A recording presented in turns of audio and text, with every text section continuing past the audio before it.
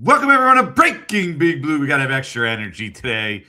I'm Jordan Raanan, ESPN, ESPN.com. Giants reporter, Breaking Big Blue times Giants Nation show collab. Here we are on the day that John Harbaugh, I think, will probably be officially hired as the head coach. Was still in the works as of this morning of, tying up some of the final details, dotting the I's, crossing the T's. But it looks like John Harbaugh is about to be the head coach of the New York Giants. He will be the head coach of the New York Giants, barring something crazy happening. But yeah, went down late last night.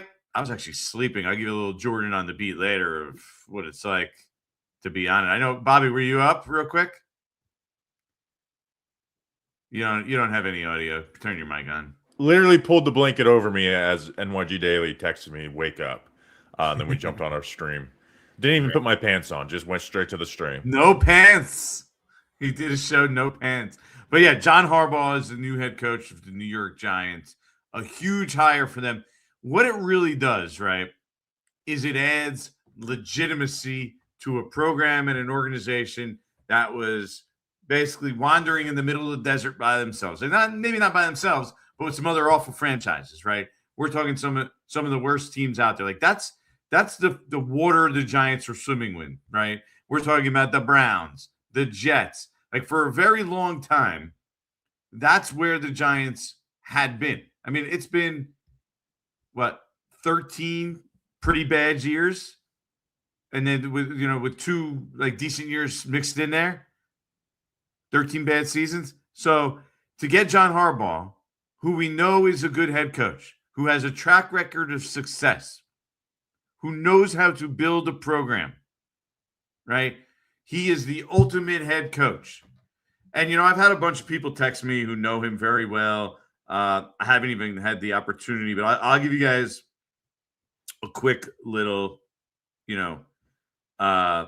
sample, right? I'll just go through some text that I have that I even incredible in front of the room. Charismatic and great pulse for the locker room and what message is needed to motivate and how to deliver it. That's a sample of one right there. There's another one or two I wanted to bring up here. Another one right here. Sets a standard and makes everyone rise to it. And I'll tell you, I'll just going off the top of my head on some other ones. They practice super hard, right? That's something we saw with Brian Daboll. Their practices didn't come off as hard practices. They practiced the minimum. John Harbaugh comes from the Andy Reid tree. There is going to be much harder practices, much tougher training camps. The preparation is going to be different. The expectation is going to be like, hey, if you don't keep up, you're out of here. Like that's where the Giants are at. That's what the Giants are getting when you're talking about John Harbaugh and adding him to the mix. And yes, the expectations should rise. Me and Bobby talked about this before. Not necessarily saying this year you should be like they should make the playoffs and win the Super Bowl, whatever it may be. Forget that. No, it should be that this team is going to improve and head in the right direction. And in 2 years should be a serious contender, a legitimate contender. Right? This should be a threat to everyone in the NFC East, the whole entire NFC, and eventually the entire NFL. Like that's what you're expecting when you're getting John Harbaugh. And you're paying them, from what I understand, somewhere in the range of 5 years, $100 million. Right? $20 million a year. Somewhere in that range. It's close to it. And that's what the going rate is for one of the top coaches on the market. Yeah. He's not Andy Reid with his resume overall. But you know what? He's not that far off, right? He doesn't have the multiple Super Bowls. That's what it would take for him to get there. But just to be in that next rung of guys, that shows you where he's at. 18 seasons as a head coach. So he has experience as a head coach. He knows how to handle all different kinds of situations, all different kinds of dramas. And that's the beauty of this. And the Giants, and this is something I heard as we went along here. People who were involved in the search, both from the inside and outside, that it was starting to take shape of it would be really surprising if the Giants did not hire a head coach with experience, right? That became clear it was going to be a big benefit. And so, whether it be John Harbaugh, Kevin Stefanski, like I said, even Antonio Pierce, Mike McCarthy, these guys have previous head coach. They seem to have a significant advantage because of the situation the Giants were in. And so I think that was notable. And then the second John Harbaugh became available, he was their top option. He was their number one choice. That's all you were hearing. They want John Harbaugh. And John Harbaugh, because he's in a different situation than most of these other head coaches. Most of these other head coaches, you're interviewing the head coach. You're trying, you're seeing if you want to hire him. This was like the other way around. The Giants are like, John Harbaugh, that's our guy. We know what he could do. We have enough people we've talked to. I know they actually made calls around the league also. So the Giants were preparing. This was something that was kind of hinted to me by other people around the league. I shouldn't get too much into this stuff because then people will hold me to it forever. Somebody told me a story from a couple weeks ago, and then it's going to get aggregated. But no, the story was that, hey, I think Harbaugh might end up getting fired there in Baltimore. This was probably like 3 or 4 weeks left in the season. Someone who had knowledge of the Baltimore situation, not direct knowledge of the situation now, but knew how they worked there, their operation. And said, you know what? It's possible Harbaugh gets fired there. They might just, that relationship just might run its course. And the Giants are aware. They hear a lot of things around the league too. So, my understanding, they were doing their preparation for all these guys. That if Mike Tomlin was fired or ultimately stepped down, if John Harbaugh was fired, Kevin Stefanski, like that was part of what the time that they spent before the end of the season was doing, saying, okay, we got to go through all these contingencies, almost like the draft. And so Harbaugh ends up getting fired by the Ravens. Giants immediately say, that's our guy. And they pull out the full court press. And we've heard about Chris Mara going and having lunch at John Harbaugh's house. Interesting development for sure. We'll get into that in a little bit. But also him going on record and telling Ian O'Connor, that's another thing. That whole thing that was surreal, the way this whole thing played out. We'll talk about that with Bobby in a few minutes. But so he goes to his house. I heard John Mara had calls with John Harbaugh. I heard Steve Tisch, who really wanted John Harbaugh as well. So everybody was really on board. He had phone call with John Mara. Joe Schoen had phone calls with John Harbaugh. Okay? So all these guys went out of their way, and so they're putting the full court press on him. They get the first crack at him. They get him in the building. And obviously the first one in the building always has an advantage, and it gets done. Okay? But let's say this. So John Harbaugh, he has all the cards in his hands. He could then say,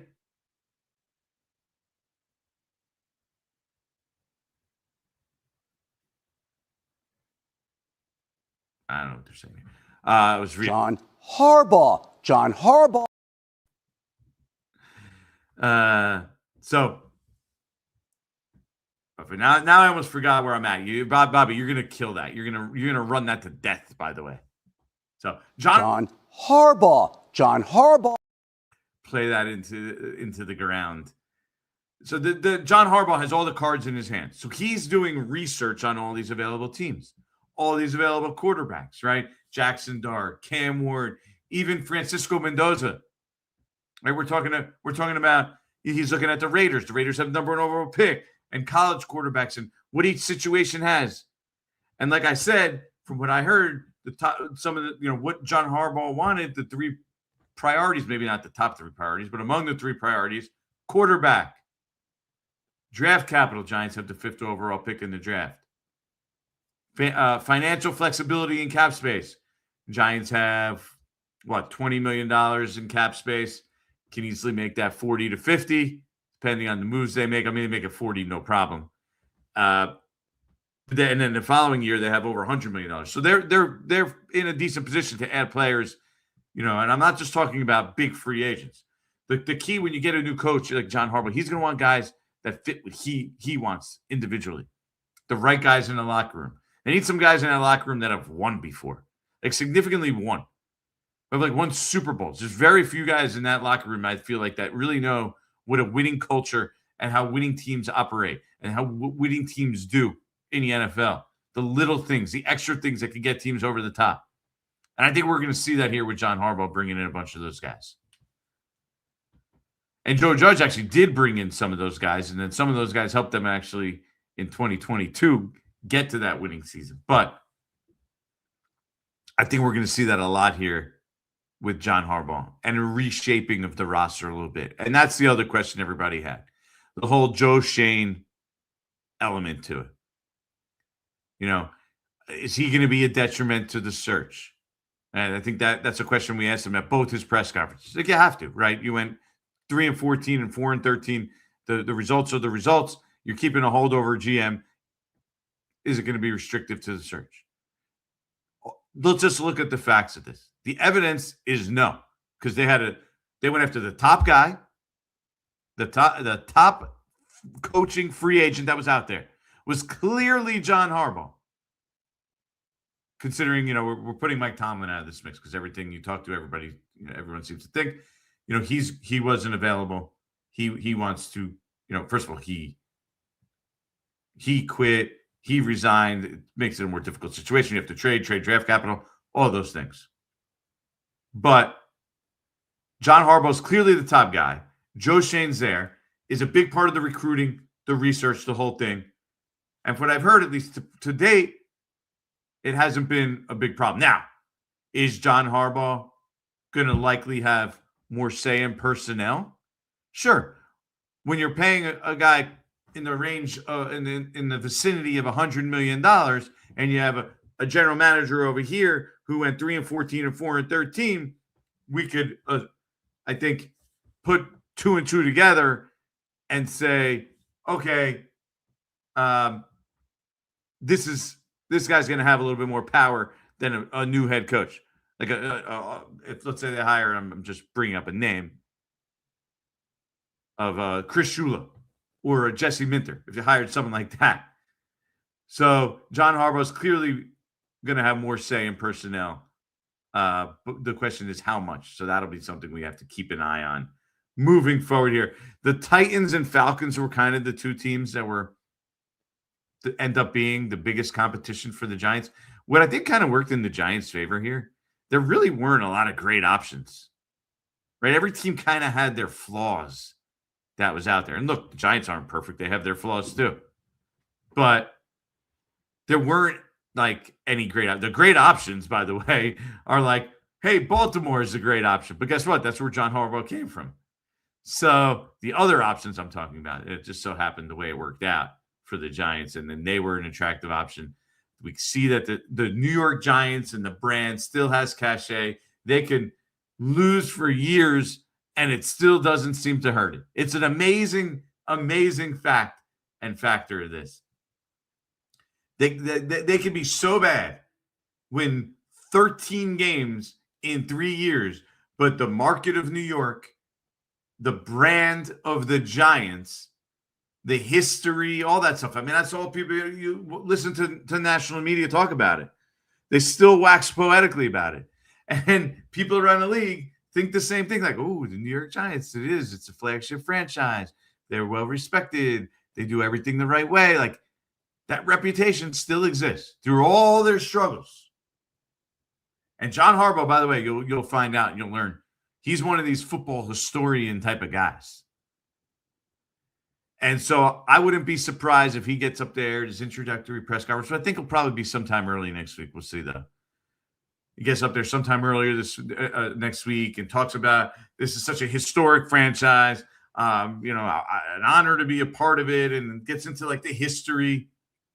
And I see people asking me about the defensive coordinator stuff. We'll get to those questions and stuff later. But I think that stuff still plays into the picture with the Giants.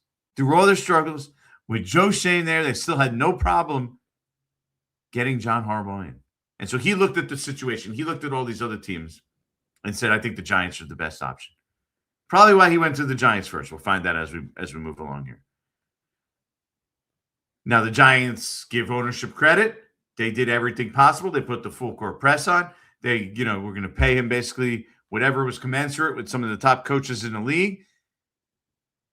They offered him the ability to basically hire the kind of staff that he wants to build out the organization like he wants.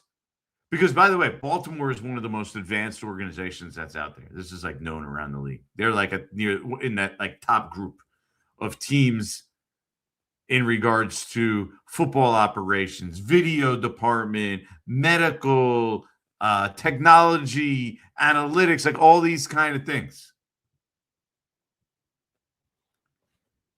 They're considered in that top group. And so, the Giants don't have that reputation. They're considered, the reputation-wise a little bit. So, they're still old school. And even though Joe Schoen has updated the computer system, I know a lot of people like to make that joke.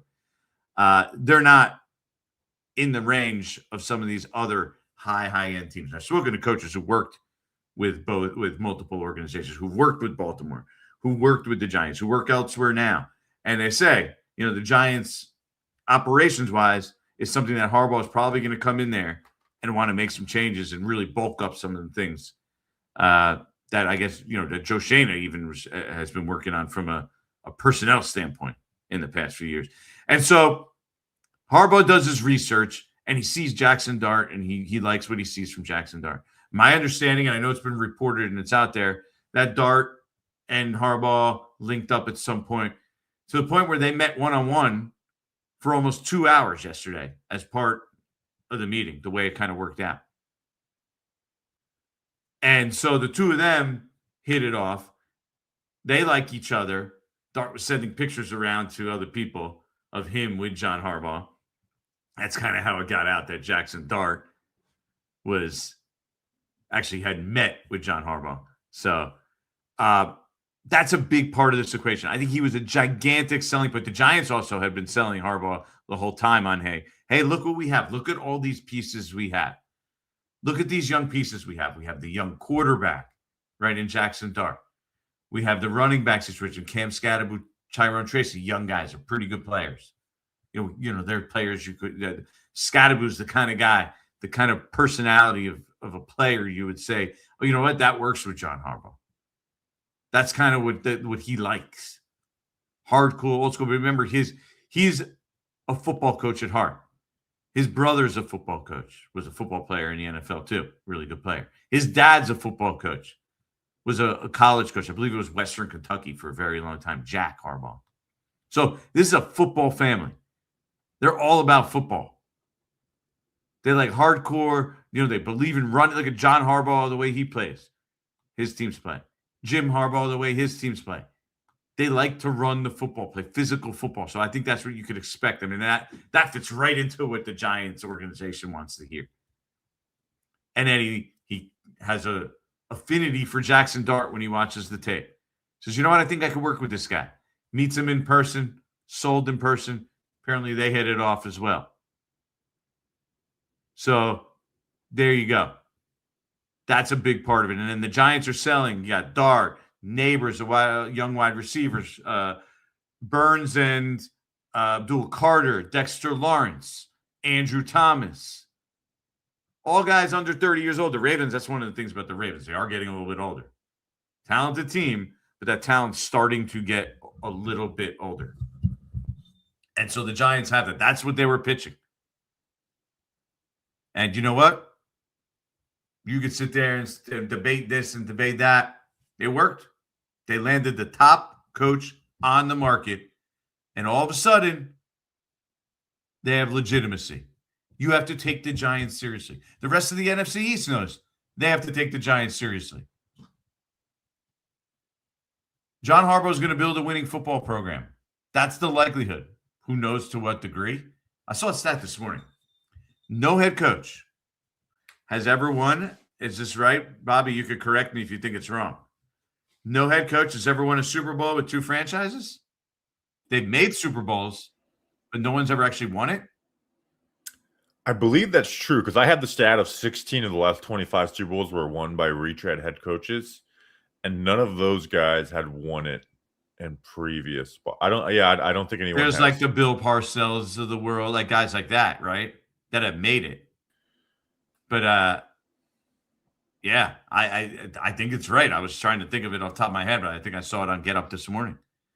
So now, who knows if John Harbaugh is going to be able to do that and come to the second stop and make it happen. But here's what I feel pretty confident about. The Giants are going to be a much better team. They're going to be a winning team. They're going to be a competitive team. He's going to build a real program here. And someone said Sean Payton has a chance. He does have a chance this year. And Andy Reid never won. Also, Andy Reid went to the Super Bowl with the Eagles, never won it, as Lord Temp says here. And so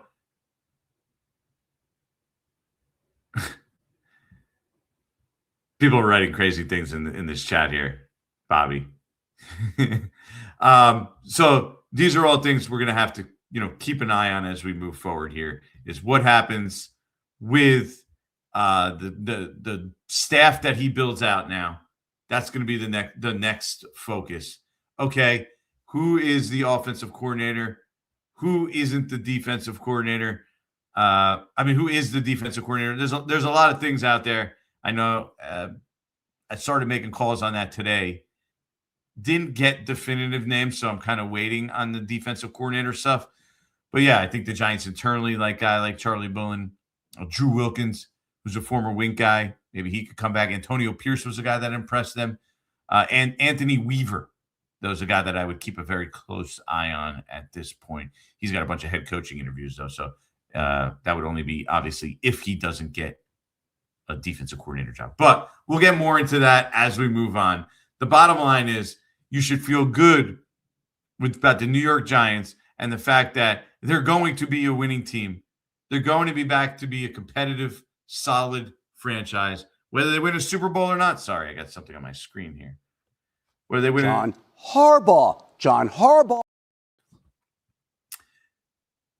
Whether they're able to win a Super Bowl, who knows? But the Giants are back in regards to relevancy and legitimacy. With that being said, on to the next one. Bobby. If we're all busy right now, we're all busy. And I already said, like, hey, but you got to eat. But we got to try and eat healthy, right? That's what this offseason is about. It's about getting healthy for the New York Giants and for me. And you want to eat better, but have zero time and zero energy to make it happen. Factor doesn't ask you to meal prep or follow recipes. It just removes the entire problem. 2 minutes, real food, done. By the way, Factor, new sponsor, good week to jump on. Good week to jump on with John Harbaugh Mania. There's a lot to talk about. A lot to talk about and not enough time to cook. So you're not failing at healthy eating. You're failing at having 3 extra hours every night. Factor is already made by chefs, designed by dietitians, and delivered to your door. You heat it for 2 minutes and eat. So I know a lot of times people BS of like, oh, this is great and whatever. So they sent me these. It generally tastes like you sent this to me in a box. Like it's kind of shocking. Like how it's like, because vegetables, Tony Soprano, like you'll understand the benefits of fresh produce. It tastes like fresh produce because it is. So lean proteins, colorful vegetables, whole ingredients, healthy fats, the stuff you'd make if you had the time. No refined sugars, artificial sweeteners, refined seed oils. Yesterday I had the green chili chicken and cauliflower. I'm not sure what I have in the fridge for today, but it is what I will be eating for lunch when we end Breaking Big Blue. 100 rotating meals every week. High protein, calorie smart, Mediterranean.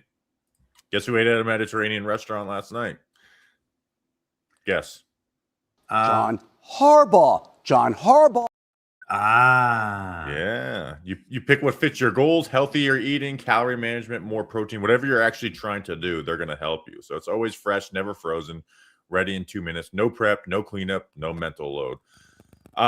So again, this is why I use this stuff. So head to factormeals.com/Bobby50 off and use code Bobby50 off. So it's easy to remember to get, guess what? How much off? 50% off your first Factor box plus free breakfast for a year. Offer only valid for new Factor customers with code and qualifying auto renewing subscription purchase. Make healthier eating easier with Factor. You'll be glad you did. You'll like the way you look. I guarantee it. So we did our pod last night and talked about Harbaugh and why we all like Harbaugh and stuff. My question is, and I know you're not going to have the actual answer on this, but it's what I'm interested to like learn from the press conferences and stuff is like what is the dynamic of like Schoen and John Harbaugh? Because even if Schoen, was coming off of winning seasons and our head coach retired, like John Harbaugh is going to want a lot of control, regardless. I think that's kind of like the big question mark. I mean, maybe you hear some stuff like that, but that is the big question mark. It's like how is that dynamic? Obviously, Schoen was a big part of making this happen. It sounds like Chris Mara might have been the guy leading the way, but I think that's kind of the question for everybody going forward, right? Yeah, real quick, because you just brought it up, I meant to talk about it a little bit in the open. I think what this coaching search showed and proved to everybody was that Chris Mara is going to be stepping into a bigger role here, right? We've never seen him quite this involved. Like, he's been involved, but not ever really publicly to this degree, to the point that he's going to the candidate's house. If there's like the succession plan to John Mara, because obviously he's dealing with something serious, if need be, it seems that Chris Mara is it, right? Like, he's going to be the one that steps into this larger role. He was playing a significant role. Also, I said this on another show this morning. My understanding, at least as of a couple of days ago, John Mara was in every single interview, by the way. So he is still a big part of everything there. And to be going through what he's going through, he's in the middle, I think he's still doing treatments, and like to be able to do the whole search and make sure you're at every interview, that says something about, how important this is to him and how important this hire was to him. So still involved, still a big part of it as well. But Chris seemed to be taking a bigger role. I think that's definitely part of it. Now, the dynamic between Harbaugh and Schoen, definitely something we have to watch. And when somebody gets paid $100 million or right in that range, somewhere in that range, basically, the other guy went 3-14 and 4-13. Clearly, the head coach is going to have a lot of clout. And it'll be interesting to hear from Giants ownership of how much, because their organizational philosophy has always been a hierarchy of ownership, GM. I'm going to go for 1 second. Just keep your going. microphone's actually making a weird noise. Yeah, that's why I'm going to. Okay. So it's actually still there, by the way. So I don't know what that is. It might be me. There you go. It's probably, it was one of my wires here. Okay. We're better now. We're back. Everyone tell us if it's better. So when you have the Giants organization has always been, there's ownership, there's the GM, and the GM oversees the head coach, and then the head coach basically reports to the GM, and the GM deals with ownership. I think we haven't got full confirmation on this yet, but I think, especially considering the clout that John Harbaugh has here, that's going to change a little bit. He's going to have more say. He's probably going to have a little more of a direct line to ownership and be on, the two GM and head coach on the same level, reporting to ownership. And also, let's be fair, is Joe Schoen really going to go and demand things from John Harbaugh? It's going to be a lot harder to do than it would be from, let's say, Brian Daboll or Mike Kafka. Well, if there's one thing we've learned about Joe Schoen, is like he knows how to play ball, and try and make it, his role work with whatever the organization is. It's like he's the GM. He was going to have a part of going and hiring, John Harbaugh. This really ended up. So, and now that it's over, I can say this is. I said this on the pod last night of when they fired Daboll, they start talking about what they're looking for. And you just said they're looking for experience. I'm like, oh gosh, this is not good. This is not good, because that means bad usually, because good experience doesn't become available. It's very rare when it does. And then John Harbaugh became available. And I think that's why they went so hard in. It's not even just John Harbaugh as an individual, Like, we could look back 3 years from now and be like, hey, Jesse Minter is actually a better head coach than John Harbaugh. And I don't think anybody would be shocked by that, or Kubiak or whatever. But it's like, man, this is what they were looking for. And it's the perfect candidate to come open for this, that they went all out. And of course, Joe Schoen went all, like, what is it going to do? Say, actually, no, I like Kevin Stefanski. I was dreading the hire of Kevin Stefanski. I would have accepted it and just dealt with it. And we're judging you on what you do now here instead of, from your time with Cleveland. But this hire is almost as much relief as there is excitement for me. Yeah, I mean, look, here's the thing. When you're going through the list of potential coaching candidates, like this ended up being an unbelievable group of potential options, right? I mean, we're not like in most years, like I felt like we would be sitting here debating Mike McCarthy, right? And they're kind of emerged as two candidates with head coaching experience who are, and three, if you want to even include Mike Tomlin, right? You got Tomlin, you got Harbaugh, you got Stefanski, you have McCarthy. I mean, those are four head coaches who have had success in this league already to a certain degree, with three of them winning Super Bowls, all available. That's not even getting into everybody else.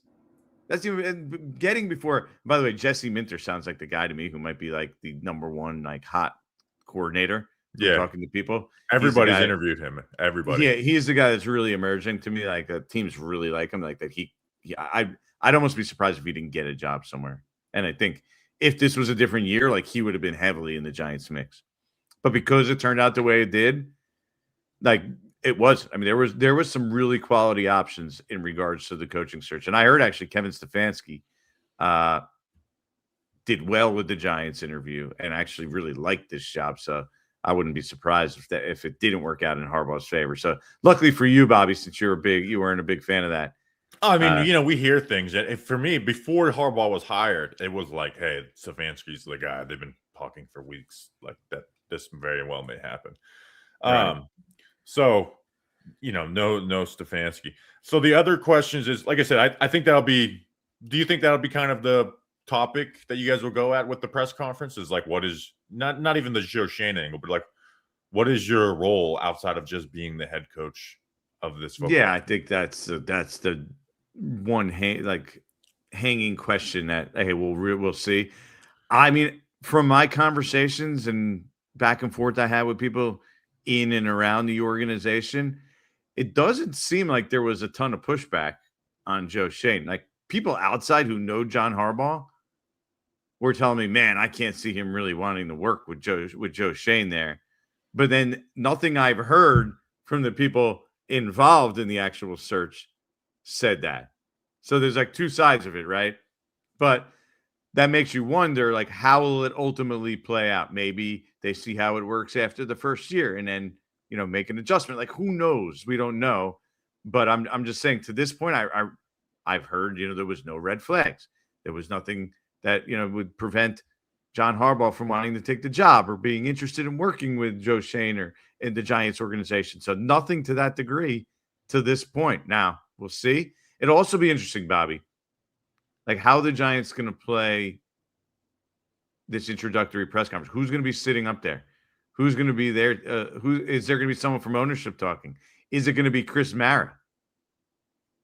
I just saw even Ian O'Connor. If there's any time to roll that out, that would be the time because it's not going to be. Ian O'Connor just put out another Chris Mara quote. Oh, wow. Oh, my actual Chris Mara quote? Dude, he's unhinged.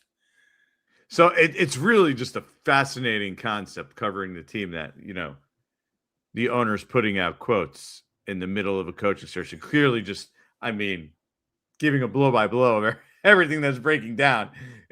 That's wild. That's wild. So this is the quote. In that conversation with Giants exec Chris Mara, I essentially told him if the Packers fire Matt LaFleur, you guys are cooked on John Harbaugh. His response, I wouldn't bet on that if I were you. Look, Chris Mara definitely got that cockiness to him for sure. Isn't he the one after like the playoff win, like said, we're back? No, that was John. That was John? Yeah, that was John. Chris said something after one of the games. I forget what it was. But anyway, I'm just making a joke. But yeah, that is quite a dynamic I didn't expect to see of a blow by blow of the coaching search being reported out over X, which is wild. Yeah, it's kind of crazy. Like right now we're all in like, hey, they got John Harbaugh. Hell yeah, they got Harbaugh. there is like some things that it's like when we step back and look, it's like, all right, now what is going on? Because it surely seems like he's getting ready to take over when that time is needed. So aspect control, we talked about Chris Mara a little bit, Stefanski. You know, I was excited for this, and that's the beauty of head coaching hirings is, like you said, is like, guess who's fired their head coaches? The bad teams. So it's like, all right, this is our competition, baby. You know, Right. like I got, and that's where the Giants I've viewed them as much as you know, in these last 2 months is like, you know, we'll see who gets fired, but like I think the Giants will have one of the most desirable jobs. You know, the Ravens are obviously the most desirable available. It'll be interesting to see what people think of the Steelers. Obviously, there's issues there, but you get a lot of stability when you become that head coach, which means something, I think, for younger coaches, not necessarily a John Harbaugh, because he brings his own stability. But I think Dart was really the difference maker. Like, I think that is the difference maker, is having Jaxson Dart, right? Where the Falcons, they don't have a Jaxson Dart. They don't have a first-round pick. The Dolphins, they have Tua on there. You know, they don't have a path to that quarterback. The Titans certainly have Cam Ward. And I guess that's why they were the other team interested. But they have Jaxson Dart, and it was just a question of like, all right, does John Harbaugh believe in this guy? And I think, you know, you kind of broke news. I even quote tweeted it from the episode, is he met with him for almost 2 hours yesterday. So like we're going from like, you know, maybe we'll see how much he likes Dart to like, I guess that's just, he really believes in Jaxson Dart. Yeah, absolutely. I think that was a big part of it. I mean, he did a lot of research and background, and that's why I keep saying, I keep stressing the point. He was vetting the teams, right? John Harbaugh was the one in control of search. You weren't interviewing John Harbaugh. He was interviewing you. Like when the Giants went there, he was interviewing you. He was checking out, what does this facility look like? Is it something I can work with? Is it something I can fix? Is it like, let me meet these guys face to face, you know, like John Mara, Steve Tischer, these people I want to work with. Like, he was the one that's going in there and making those final determinations. The Giants already said, hey, here's our vault. Take whatever you want from it. Whatever you want, you're going to be our coach. They had already made that determination. But they both ultimately ended up wanting each other. And yeah, Dart clearly was a huge part of this. And we sit here and we criticize ownership, and sometimes, you know, it's frustrating. The setup of the organization is kind of wild. There's two ownership groups. There's John's brother that's involved in who knows what, and the nephew, you know, Tim McDonald, is part of the front office. Still, Bobby, ownership, when we're comparing it to a lot of these other teams, has a good reputation. They're easy to work for. They're good people. They're generally, because they treat their people well. Like, these things matter. And ownership, and you go look at those teams that have openings right now. Most of them, the ownership is questionable, right? Tennessee, we're talking about. Atlanta, he's known as a little bit of a wild card. They just hired Matt Ryan to oversee everybody. Like, there's the Raiders, they've been a mess with ownership. Like the Browns, like, go on and on. Now the Ravens aren't. Like, he's super respected. He gives you everything you need, invests a ton of money in the team. But guess what? John Harbaugh couldn't go to the Ravens. That's the beauty of how it worked out with him. Like, that's the team. And now the Steelers open too, which is a pretty good job in my opinion, because they don't, you know, you go work there, you're there for what, 25 years? Yeah, I think people are underrating that factor in it. Like, that, again, that doesn't that doesn't change much for John Harbaugh, because that's the beauty of hiring John Harbaugh, is that he brings his credibility with him. He's going to get a runway to run his plan. He's not going to have the rug pulled out underneath him. If anything, he can pull the rug out underneath people that he said he was going to work with, right? So that's why I'm not stressing like, if they hired Stefanski with Joe Schoen, it's like, all right, you guys got 2 years here to figure it out, or you're both gone. Where that's just not the case with John Harbaugh.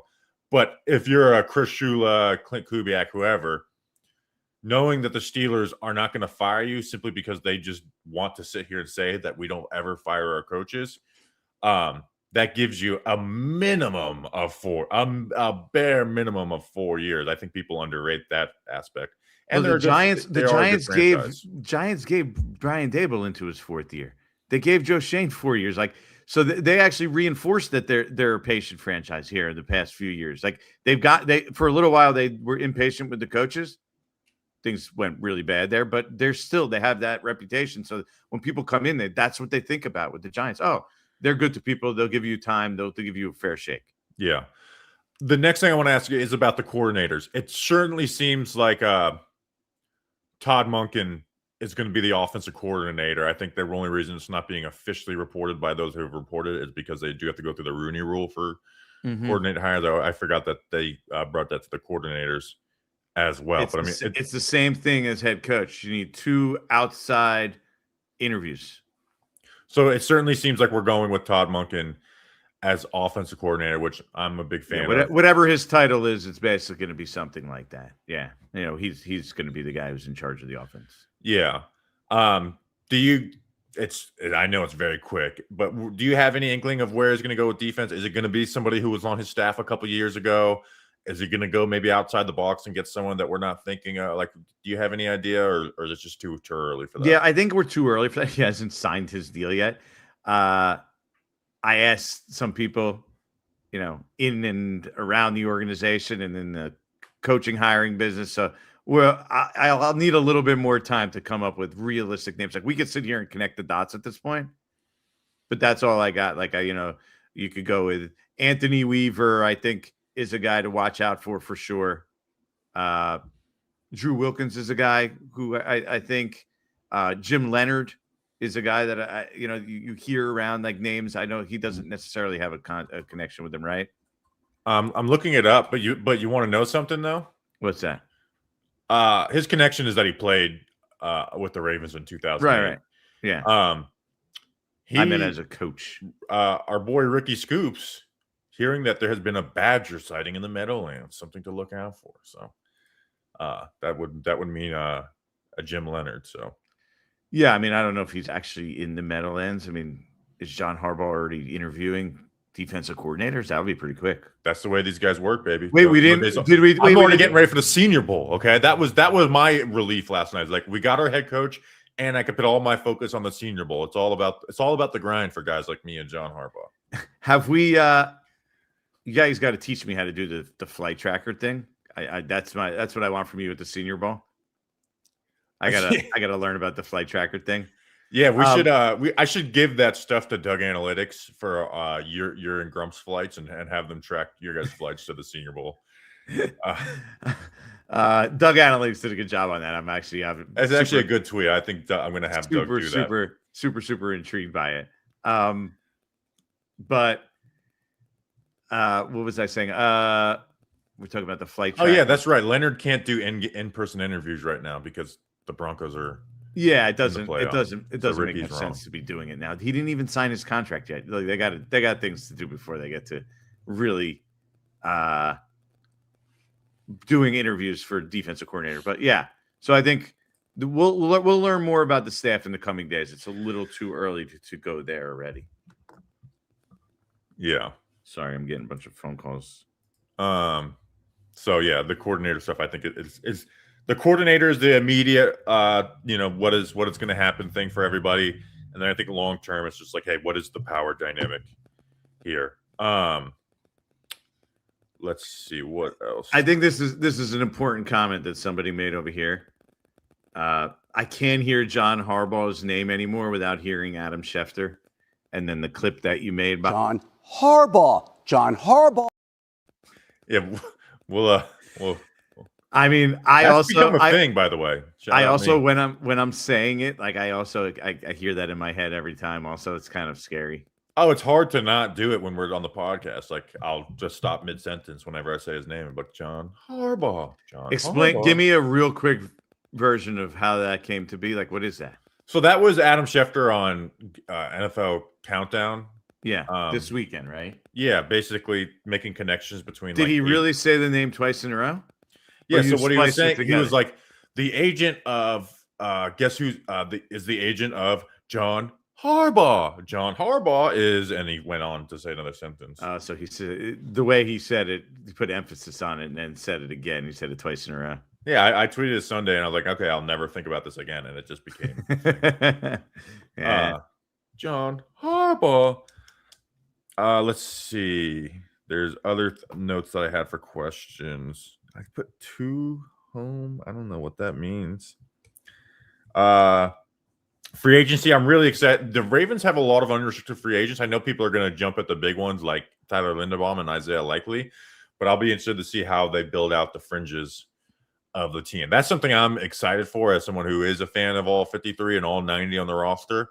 And I think it's been an issue for the Giants recently, and I think it makes a difference between winning and losing, is the fringes of the roster that they build to bring in, especially on defense. I think it makes a difference of like the guys that you're using and can understand whatever defensive system they have. In fact, that's part of the reason why I would love to go. Everyone goes to Anthony Weaver or Ravens guy, but I kind of want to get somebody from either the Chargers or Jim Leonard from the Broncos, because I want to pull from those pieces as well too. So there's a lot of different ways I think they can go about all this stuff. So yeah, so but free agency, I put out the free agent pending list, and everyone's going to go to Linderbaum, Ricard, the fullback. I think we can all expect that to. So what do you think of Linderbaum? I'm just curious. So this is the issue with when you talk about free agents. I'm not going to sit here and act like I've been breaking him down, but I've watched him move and spaced and be a good run blocker and stuff. His pass blocking efficiency is below average. So I got to go and watch him. This is where I'm stubborn. Here's my question. I don't like to comment on guys I haven't studied. So basically just like a real basic, are you ready to, he's a center, right? Yeah. We're talking about strict center. You ready to move on from John Michael Schmitz? Is it worth it to go sign a guy in free agency and move on from John Michael Schmitz? Yeah, if the upgrade is there, that's right. If the upgrade is there, yes. So you're not sure yet if it's a big enough upgrade to make that move.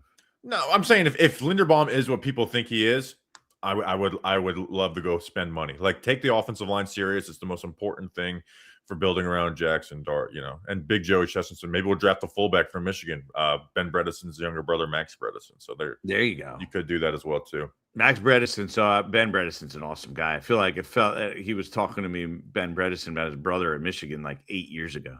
Yeah, the Bredesens are a fan of the show, so we can get we get that connection to Max Bredesen. In fact, there's a Bredesen brother who is like, at least he is in analytics, like in the Mets organization too. Yeah, he's skinny. He looks like a baseball player. Really? Well, he probably was. So yeah, maybe that's what he was. Moving up the Mets ladder. So I got a couple other little things. Okay, let's go. Let's rip them off quick. Jordan on the beat of the process TV yesterday and some other stuff. So let's hit the chat and we'll hit that stuff. Thank you, big time, Marty. Before we even got on, Marty. Wow. Let's go, John Harbaugh. This is great. People are excited. They're just throwing around cash. I mean, I'm getting texts, I don't know about you, from like the most random people just super excited about the Giants hiring John Harbaugh. And look, I get it. He gives them like a chance to be good immediately. What are we laughing at?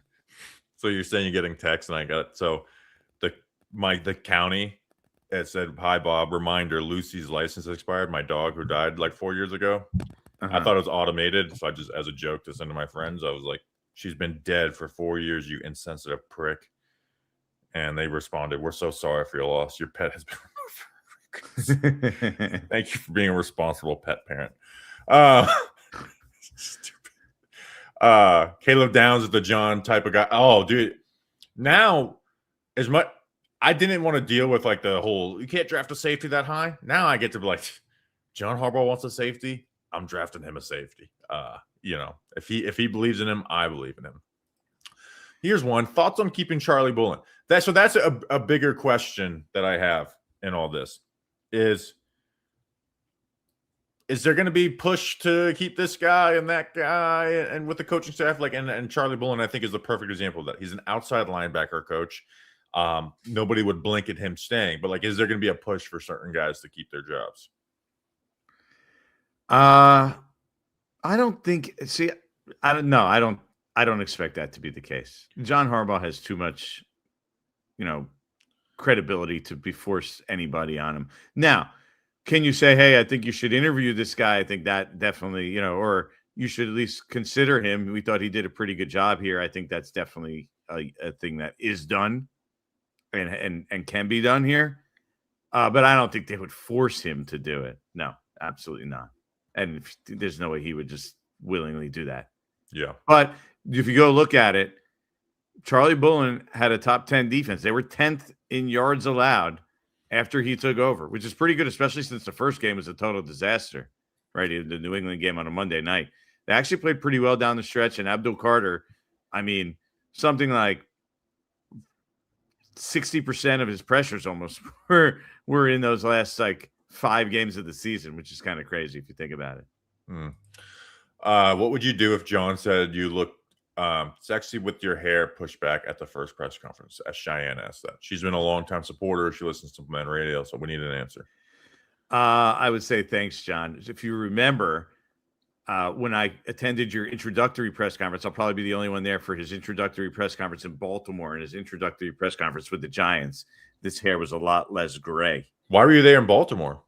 So just supporting the team, your former Eagles? I covered the Eagles back in the day, at that time, and I went to do a story. I was like a young guy trying to, make my way, and I just remember doing a feature on John Harbaugh, and Andy Reid's tree, and him getting hired by the Ravens. So did you ask an Eagles related question like that? Remember the guy at the Joe Judge press conference? Yeah, asked him about the kick return in the playoff game. I think if I remember correctly, I went with 2 other guys, and we got to talk to him on the side afterwards. And he was nice enough to talk to us on the side. That's one of my favorite things was Nick is a funny comment over here. Covered the Eagles. Was like, why'd you kick off the ball this way against the Titans in the play? He's like, what? Let's see. Hold on. I'm looking through some of these chats right now. Yeah, this guy over here Star Wars. Said, I was covering the Eagles as a fan reporter back at the time. Yeah, you were doing fan media like I do. So piece of Mateo, this makes up, and I guess this is a little bit we can unpack this. This makes up for every losing season and bad decisions maybe in the past. Now does the first game of the season a must win? See, this is where I'm I'm pumped. I am a little bit the Giants were going to go balls to walls no matter who was running this thing. Now they got to go play the games, right? We're going to spend this offseason excited about what he's bringing. You got to go play the games. And I also want to slow down. This is not a hiring of Sean McVay, Harbaugh is a great head coach, but I think there is a difference between him and the McVays of the world. We got to go out there and win the games. Harbaugh's going to get plenty of time. I don't know how long others will get, but they go out and win the games because we're 0-0 with John Harbaugh. So let's go get an above 500 record at least. Yeah, I think that's the expectations instantly rise with John Harbaugh because you see 12 playoff appearances in 18 seasons, and they should. I absolutely think that they should rise. I mean, you have a better chance to win games with a good coach than a bad coach, right? Yeah, so, and if they got the quarterback head coach duo, that's where I do have somewhat of expectations to just make the playoffs, and not just because they should be, but because they should be number one. But number two, if you get head coach and quarterback right, that's a recipe to the wild card spot. I still don't have a problem with 8 and 9 or 7 and 10. You look like a team on the rise, and okay, we just need a few more pieces here and there. We can't undersell how many holes they do have and how many problems they might still have on the roster. Well, it might take 2 years to fully get them to the right point. Well, John Harbaugh is going to fix them all. Wonder if Candlewick Diner was the selling point. It had to be. Drove past that. Little Jordan. By the way, next time, we just take Flight Tracker. We go to the Elia. I kind of knew that was the spot. Yeah, supposedly that's him and Tim's spot. Yeah, so I know that not just them, a lot of people from the Giants go there all the time, and I wasn't gonna put it out there because you don't want them people staking it out or whatever. I think that's a little overboard.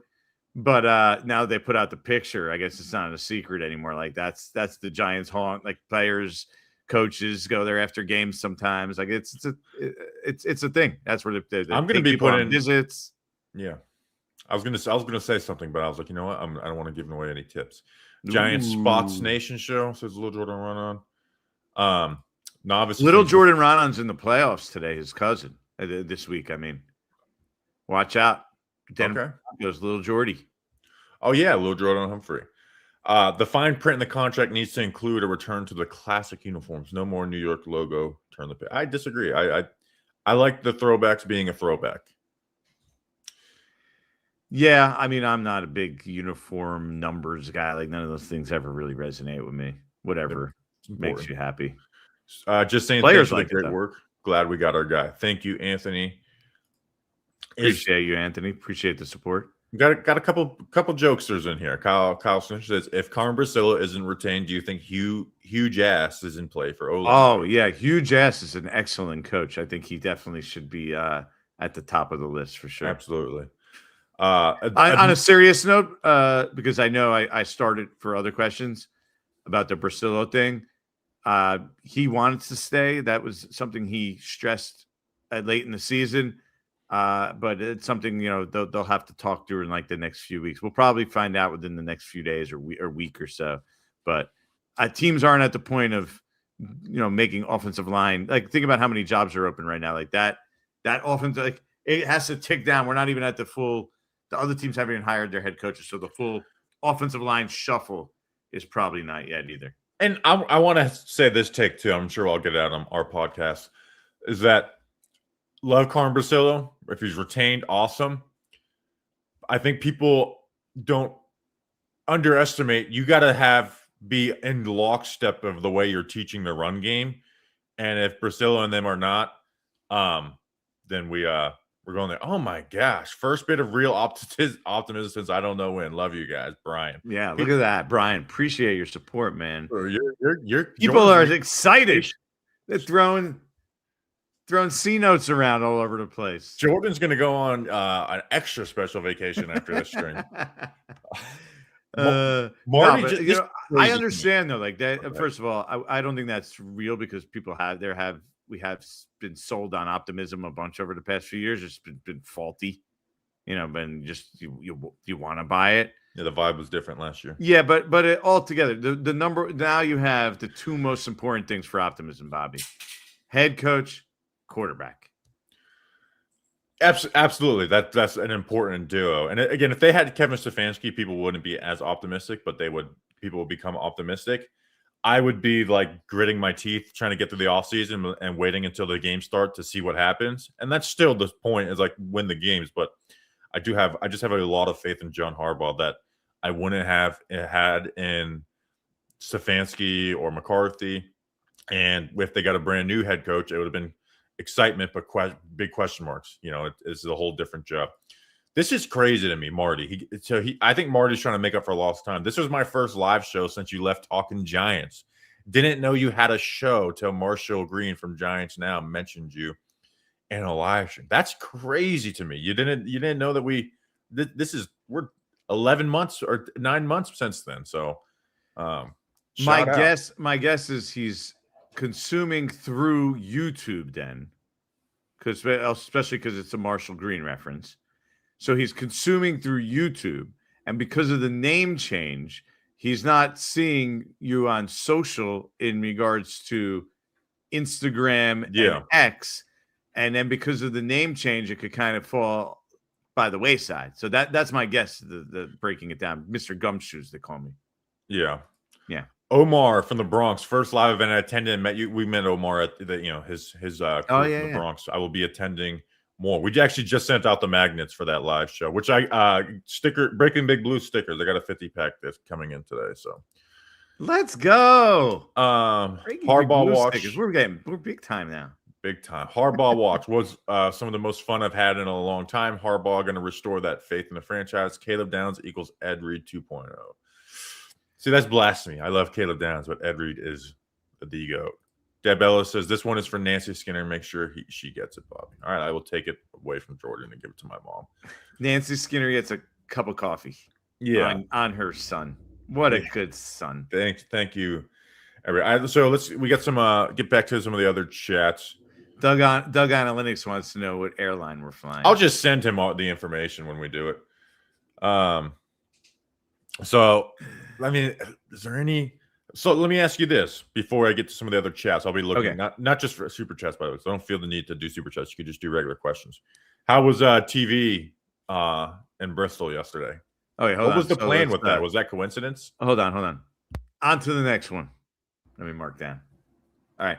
This way we could I could clip it and break it up into pieces. It's right. It's directly at the 1 hour mark. Exactly. I got it. So no, it was not it was not for that reason. It was to go meet with some people in Bristol, and it just so happened. Now, kind of knew this was coming. That had a chance to be very relevant. So I did pitch to the TV people, hey, if you want to talk John Harbaugh, I'll be in the building, right? And so the story is that we both had heard in the morning that John Harbaugh was coming or was in the building, whatever it was, right? Is that correct? So I was actually sitting. Sorry, hold on. Drop something. So I was sitting in the parking lot at ESPN as I pulled in, trying to get it confirmed that he was actually in the building, and brought in the closer Schefter to get it done. So, and then just so happened, then he's in the building. Say, okay, you know what? This could get done today. This is a possibility, and all throughout the day, kind of keeping an eye on it. They told me he would leave, which he did leave. But apparently he had already agreed, although not contract details, but verbally, that he was going to basically take the job with the New York Giants. End up coming out later at night. I don't know about you. I was up at like 4:30. I couldn't sleep in the hotel room the night before in Bristol for some reason. And I was up at 4:30, so I was dead tired. And then I drove home 3+ hours. I missed my turn. I don't know how many times going home. I'm sleeping, Bobby. And I just hear my phone buzzing I keep it right next to me. And I hear it buzzing a whole bunch. And I'm like, oh no. And then I look and I'm like, oh my God, he's hired. And so he took this job. And I had already written a story, but yeah, you have to wake up. I had to get my wife to leave. I said, because our office is attached kind of to our bedroom. I said to my wife, I got to tape. They asked me to do TV. I had to tape some stuff for TV and for digital. And I said, you want to go into the guest room because otherwise the light's going to be on and you're going to hear me like talk, basically yelling. That's what they always say. I'm yelling into the microphone. And so basically my wife had to leave the room at like 1 a.m. I'm sitting here doing television in my room at like 1:30 in the morning. So that's what it's like to cover the Giants, work for ESPN, and cover the NFL in general. What about you? So, I mean, we were doing the live streams yesterday of Harbaugh Watch because I was like, there's not enough news to do like an actual, like, hey, let's do a video or a podcast. So I was like, let's just go live and screw around, and did that. And then did it again once it was like told that he was leaving with LPG. And then Weiss jumped on, you jumped on for a few minutes. And then like I said, I was literally pulled the blanket over top of me. And then Weiss texted me. It was like, wake up. And Verizon wasn't down yesterday, so I had like no contact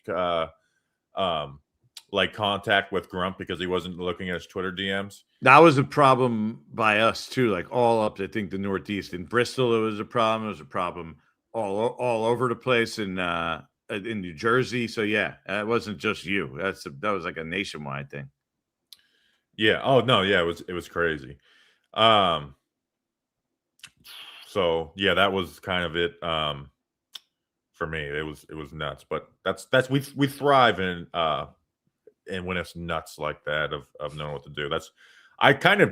Anytime there's like a big news, I'm like kind of prepared to do that show beforehand, right? Like Brian Dable being fired, I was prepared for that the night before. Joe Schoen being fired or retained, ready for that. Even Shane Bowen being fired was ready for that, and then John Harbaugh being hired. So anytime you kind of have an inkling that something can happen, I get fully prepped ready to go. I had a story of John Harbaugh being hired yesterday. I wrote it up while I was at ESPN, knowing, and I had basically just emailed it to myself so I could just forward it to our news desk the second it's done. And Schefter sent me a message, and I was like, I got it already. Don't worry about it. Here's the whole story. So like literally, Schefter's putting out the tweet, and I'm sending our new internally the whole written story to our people, and then we just merge it together and like with the Schefter's details, and then it's up. It was probably up within like 5 minutes of him. That's a good Jordan on the beat question for you. What is like you when you're working on something that Schefter is going to be Schefter's priority? Like how does that go? Because he obviously gets priority on certain like. How is your and Schefter's conversation going? There's no priority. There's no priority thing. That's not how it works. Well, let me ask you. You just work. We work together on things. It's not like, oh, that's yours. Just do it. Okay, so you guys broke that Harbaugh was in the building. I had texted you beforehand, like, "Hey, Harbaugh's in the building," and you're like, "Hey, we've been working on this, trying to confirm this." Which I actually tried to get Grump to tweet it out, and he missed the message. Never gonna let him live that one down. So like, how does that process work of you guys trying to confirm that? Yeah, I'm not going to get too deep into that, but I hear it and working on it, and I if I know I need help getting it confirmed, I just say, "Hey, Adam, here's what I'm hearing," and then we work together. He's a good teammate. I enjoy working with Adam. It's not like you're like I think people think it is and portrayed like, oh no, he's doing that. He's in charge of like that scoop. No, it's like we all work together, and he's actually really good with giving credit. And he's like, I'll put your name on it. Here's what we're going. Here's how we're phrasing it, and then it's out. So good teammate, Adam Schefter. John Harbaugh. A great resource to have, obviously, because he's got the connections. Like everyone has their own connections, and he obviously has way more connections than just about everybody else. So Bobby, don't ask how the sausage is made. It's true. It's true. You're gonna get me in trouble, get me fired. Someone over here said they were watching your live stream at the same time that I was on TV, and they said it was bad of me to ditch you for a live stream. Yeah, I should have called you right there on ESPN. Which Dan Orlovsky was like looking through your soul. He's like, yeah, I did notice that. And a bunch of my friends commented, like he was making weird faces the whole time while I was talking. But I also, and I think you come to the realization and I was in the, green room with them that Dan is just an interesting character in the first place. Yeah. Like, I don't know if you've seen some of his food takes over the years. Like, I think that explains. Yeah, I don't even like that he does those takes. I'm like, we get it, dude. He's quirky. He's a quirky dude. Can you name all your sources? I was the 300. That's like Bobby's. That's Bobby's next question, apparently, after the Schefter one. Yeah. What do I win? Just tell me everything, okay? I was gonna say something, but I guess I'll keep that private. Okay, so I sometimes I think me and you might have the same source on something, and I'll be like, kind of thrown out there, and you're strict, like you won't give me anything of like inkling. I was like, I might have heard this from this guy, and you just like, oh really? What do you mean? I didn't know that guy was still around, and I'm like, I don't know. I feel like we're hearing the same thing. So you are good at like keeping your sources private. I was the 300th like. What do I win? You got to do that. Like that's the one thing that I got to promise people. Yeah, I will say that's something I've learned. Is I always thought you guys might have like gabbed, and nobody really does that. I'm very, very protective of sources. Like I go out of my way, to try not like some people. They're super transparent. You could basically tell, especially when like people where stuff is coming from. I try to go out of my way. We know where Ian O'Connor's is coming from. That's the crazy part of that whole thing. It's like now, like anything he says, we're gonna be like, well, that's just Chris Mara, right? Yeah, that's the crazy thing about Chris Mara. It's not even just us as fans or reporters. Like now the Giants know, like, hey, Chris is talking to Ian O'Connor. That is where that is coming from. Same. Ian's a great reporter, though. I mean, clearly he got him to put his name on it. Like I was unbelievable. you know, when people are like, name your sources, like, that's not how it works. Ian O'Connor says, yes, it actually is how it works. Wasn't a Yes, huge that was Ravens unique. fan follower, but it seems like Monken follows Harbs here. Any concerns about his ability to develop Dart? No, if anything, that's excitement, is his ability to develop Dart. Like, The only thing is, we have to be honest. There was little things out there that he didn't get along that well with Lamar, and they've kind of shot those down.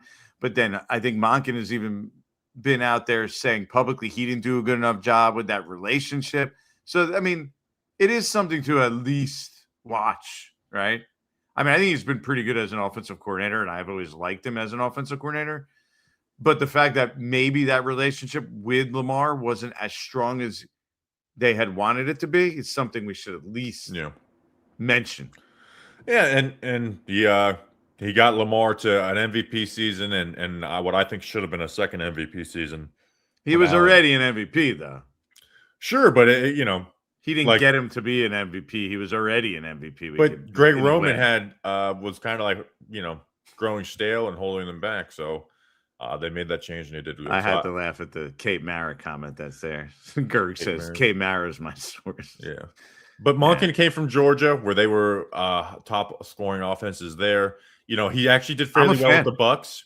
You know, like, I thought he was good with the Bucks. Dirk Cutter gave up play calling to him. They went up and everything that year, which I think was 2018. 2019, he was with the Browns, but Freddie Kitchens was the one calling the plays that year.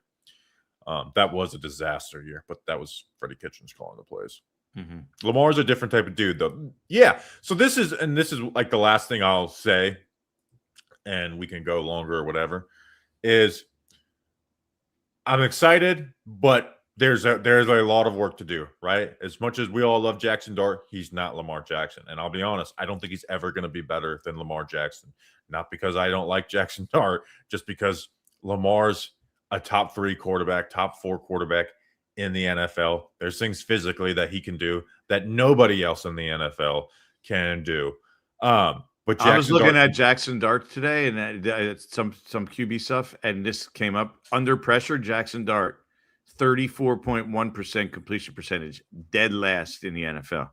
Yeah, like, so he needs to, like, under pressure and accuracy under pressure is something he definitely needs to improve on. Yeah, so there's things that have to be worked on. This team does need to be built around the edges better. They are going to need this draft class to get some big hits. You know, need younger guys to develop, right?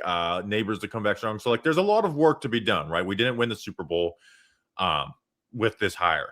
There's a lot of work to be done. I'm excited about it going forward, but a lot of work to be done. Victory lap as far as that we got the guy that we wanted and all wanted. Now it's time to play the games. Talk is cheap. Play the game. Yeah, I mean, look. Everybody, like, they're going to need to look. He's a second-year quarterback. He's going to have to grow, and that's their job. Is to that's going to be a big part of their job, and it was a big part of what the Giants were looking for. When I talked to people about the criteria the Giants were looking for in a new coach, that was one of the first things that was said. Yeah, is what's your plan? How do you handle Jaxson Dart? How are you going to develop him? Like, yes, he's not perfect. He needs to develop. Everybody knows that. Yep. So let's see what they do. Yeah, so I'm excited for it. I'm really excited for this offseason. Do you got anything else you want to hit on before we roll? No, real quick, because I know a lot of people are talking about Jim Leonard over here because Ricky sent out the bat signal. Definitely something to watch, but I don't know that much about him personally. I just know that he does have a very good reputation around the league and has for a few years now. Yeah, as a guy who does a really good young coach. So I'm intrigued. I'm intrigued to hear what other people say about, you know, what he would run and what he does. But yeah, I'm a Ricky truster, but Jim Leonard is working on third down today for a playoff game. So, well, it just could mean that was a name that was mentioned that they're interested in. Yeah, but he said like a Badger spotted in East Rutherford or whatever. So yeah, who knows? I mean, if you get too caught up, and I think this search kind of proved that, if you get too caught up looking into and splicing every single word that's on social media and every single thing that somebody puts out here and there and what's true here and what's true there, you're going to make yourself crazy. Well, what do you think we're here for? Close this out. All right. Well, first, let's do a little quick programming though. The plan is going to be generally Thursdays, 10 a.m. ish. Yeah, that's Something up to around you. there. Yeah. Yeah, I know. What do we? No, Wednesdays we said. It's up to you. Wednesday, Thursday, Yeah, both Wednesday. work. I'm so. getting confused. Today we did it on Thursday, but yeah, general plan is Breaking Big Blue Times Giants Nation show on Wednesdays. We'll let you know when and where beforehand. I'm Jordan Raanan. As always, like, subscribe, tell your friends. Make sure you do us a favor. Go to YouTube, like Breaking Big Blue, Giants Nation show, subscribe, and tell everybody you know, hey, you got to subscribe. This is the best show, especially when the two of them are together. The best show out there. I'm Jordan Raanan. He's Bobby Skinner. It's Breaking Big Blue Times Giants Nation show. See you next time.